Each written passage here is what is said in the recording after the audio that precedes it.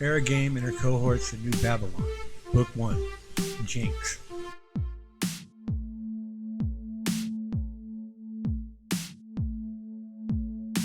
Era Game had always been possessed by the fame she finds in others.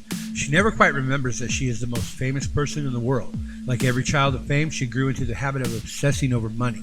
Of course, with Era, nothing happens for her like it does for others. Her focus tended to be unique and prosperous, and like every domino ever, she would fall and crash into the next, believing that she would help others who were so famous to her. This sort of thing could easily diminish another, but a thing like this glittered on her like a shiny coat that they wore on television, often found wearing flats and a skirt with a button-down dress coat that fit her curves. Era could baffle one with a juxtaposition between what they think and what they knew. Though juxtaposed, the two notions never called the other a liar.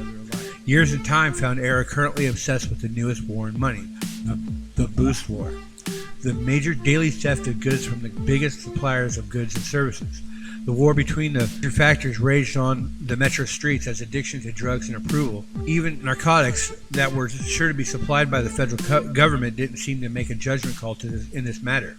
In fact, Era felt that the narcotics classically supplied by the moonshine types disregard the whole matter, abstaining from the crime wave. In fact, Era felt the narcotics classically supplied by the moonshine types disregard this whole matter, abstaining from the crime wave. Talk about confusion. The war raged on. The young lifting and the old making their drop, abstaining from the crime wave. That's why we call it Fetty. Not because it's fentanyl, it's because it's the federal government, said Mark, Era's closest partner this year. Thank God it's Fetty. If that old cook was up to this, I'd ask Copper if it was lonely, Era smirked at her own comment. I don't even know what the old cook looks like anymore. Mark closed the cover of the People magazine that he picked up at the doctor's office the other day. I don't believe this shit anyways. You shouldn't, though you should keep reading.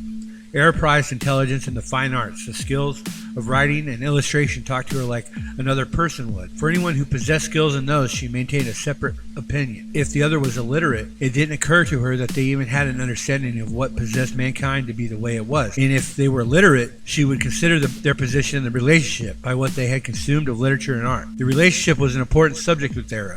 She used what she learned in the conversation with herself and others every day. The combination of choices in everyday activity always led to the fascinating new directions in the flow. To choose a new course and to announce that course to her cohorts had become a legendary occurrence. Sometimes in the middle of the quest, she would change the agenda, leading to riches and wonders, as they realized that they just did not know that.